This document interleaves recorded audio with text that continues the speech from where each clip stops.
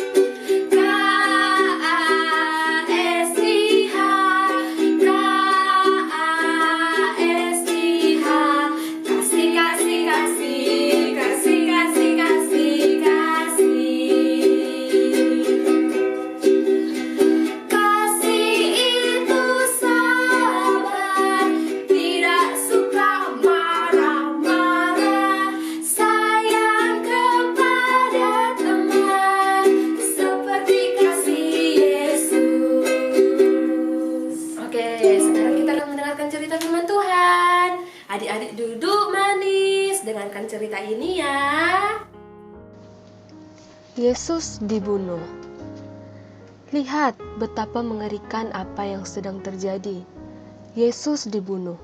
Mereka menggantung dia pada tiang. Tangan dan kakinya dipaku. Mengapa ada orang yang ingin berbuat demikian kepada Yesus? Karena ada orang-orang yang membenci Yesus. Tahukah kau siapa mereka? Salah satu dari mereka adalah setan, si iblis, malaikat yang jahat. Dialah yang telah berhasil mempengaruhi Adam dan Hawa untuk tidak taat kepada Allah. Dan setanlah yang mempengaruhi musuh-musuh Yesus untuk melakukan kejahatan yang begitu keji. Bahkan sebelum Yesus dipakukan di tiang ini, musuh-musuhnya telah melakukan penghinaan atas dirinya. Kalian ingatkah bagaimana mereka datang ke Taman Getsemani dan membawa Yesus? Siapakah musuh-musuh itu? Ya, mereka tidak lain dari pemimpin-pemimpin agama. Mari kita lihat apa yang terjadi selanjutnya.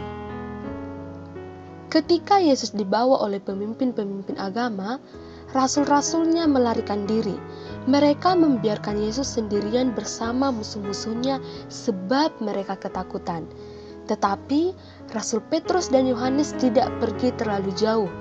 Mereka berjalan mengikuti untuk melihat apa yang akan terjadi atas Yesus. Imam-imam membawa Yesus kepada Hanas yang sudah tua, yang sampai tahun itu menjadi imam besar. Orang banyak itu tidak lama di sana. Selanjutnya, mereka membawa Yesus ke rumah Kayafas yang sekarang menjadi imam besar. Banyak pemimpin agama yang telah berkumpul di rumahnya. Di rumah Kayafas ini mereka mengadakan pemeriksaan. Orang-orang lain dibawa masuk untuk mengatakan dusta tentang Yesus. Pemimpin-pemimpin agama dengan sepakat mengatakan Yesus harus dibunuh. Kemudian mereka meludahi mukanya dan menunjunya. Sementara semuanya ini berlangsung, Petrus ada di luar halaman rumah. Malam itu dingin, dan karena itu orang-orang di situ membuat api unggun. Pada waktu mereka menghangatkan badan di sekeliling api itu, seorang pelayan perempuan memandang Petrus dan berkata, "Orang ini tadinya juga bersama Yesus." "Tidak, saya tidak bersama dia," jawab Petrus. 3 kali orang-orang berkata kepada Petrus bahwa ia bersama Yesus, tetapi setiap kali Petrus mengatakan bahwa itu tidaklah benar. Ketiga kalinya Petrus mengatakannya. Yesus berpaling dan memandang dia. Petrus merasa sangat menyesal karena telah mengatakan dusta dan ia pergi menangis. Matahari mulai terbit pada hari Jumat pagi dan imam-imam membawa Yesus ke tempat pertemuan besar Balai Sanhedrin. Di sini mereka membahas apa yang akan mereka lakukan atas dia. Mereka membawakannya kepada Pontius Pilatus, penguasa distrik Yudea. Dia orang jahat, imam-imam berkata kepada Pilatus. Ia harus dibunuh. Setelah mengajukan pertanyaan-pertanyaan kepada Yesus, Pilatus berkata, saya tidak menemukan sesuatu kesalahan apapun padanya. Kemudian, Pilatus mengirim Yesus kepada Herodes Antipas. Herodes adalah penguasa di Galilea, tapi ia tinggal di Yerusalem. Herodes pun tidak dapat menemukan sesuatu perbuatan salah pada diri Yesus, maka ia mengirim dia kembali kepada Pilatus. Pilatus ingin melepaskan Yesus, tetapi musuh-musuh Yesus ingin supaya seorang tahanan lain dilepaskan dari penjara. Orang ini bernama Barabas. Dia adalah seorang perampok. Kini sudah kira-kira tengah hari ketika Pilatus membawa Yesus keluar. Ia berkata kepada orang banyak itu, lihat rajamu. Tapi imam-imam kepala berteriak, singkirkan dia, bunuh dia. Maka Pilatus melepaskan Barabas dan mereka membawa Yesus untuk dibunuh.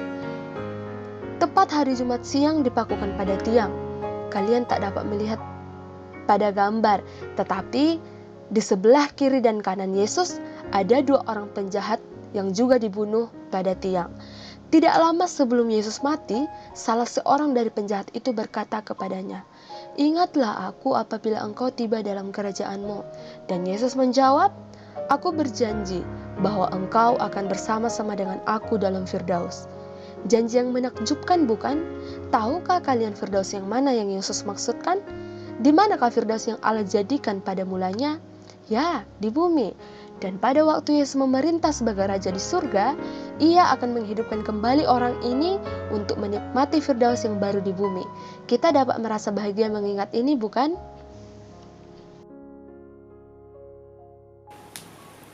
Nah, adik-adik sudah mendengarkan bagaimana Yesus mati di kayu salib, dibunuh untuk menghapus dosa-dosa kita. Adik-adik bisa melihat begitu besar kasih Tuhan kepada kita sehingga dia harus mati di kayu salib. Kenapa Yesus harus mati di kayu salib? Roma 3 ayat 23 berkata apa? Semua manusia telah berbuat dosa. Dan di Roma 6 ayat 23 berkata, upah dosa kita itu adalah maut, kematian kekal. Adik-adik mau masuk neraka? Tidak kan? Nah, untuk itu Yesus datang sebagai 100% manusia dan 100% Allah. Kenapa Yesus harus menjadi manusia? Kenapa nggak langsung aja?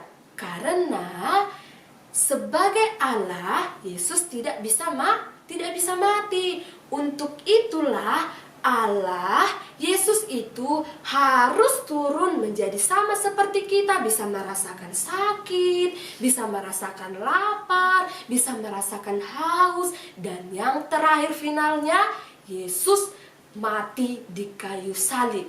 Yesus mati dihukum Allah untuk menggantikan dosa-dosa kita itu. Nah, adik-adik, setelah Yesus mati di kayu salib, Yesus berkata, sudah selesai. Artinya, semua dosa-dosa kita itu sudah ditanggung lunas oleh Yesus Kristus. Wah, begitu luar biasanya bukan? Dan Yohanes 3 ayat 16 berkata apa? Setiap orang yang percaya kepadanya tidak binasa, melainkan beroleh hidup yang kekal. Nah, adik-adik, gimana? Luar biasa bukan kasih Yesus itu? Nah, mari kita semua percaya kepada Yesus, pemberi hidup dan juru selamat kita satu-satunya. Ya, oke. Sekarang kita angkat lagu pujian. Yesus disalib karena cinta saya. Oke, lagunya seperti ini. Ikuti gerakan Miss-nya ya.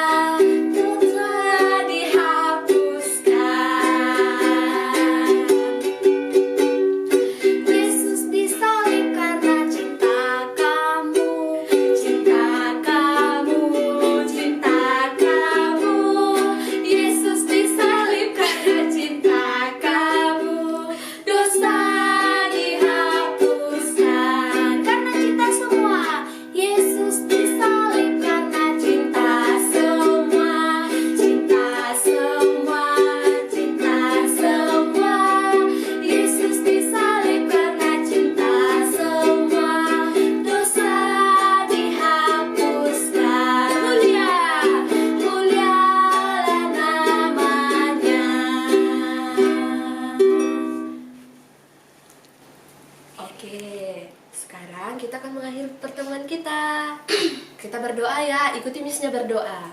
Mari kita berdoa.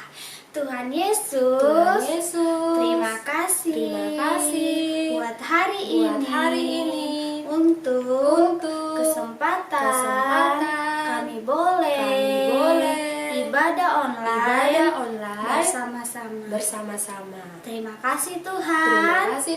Dalam nama Tuhan Yesus, kami berdoa. Amin. Amin. Oke, sekian pertemuan kita untuk hari ini. Bye-bye. I will sing unto the Lord.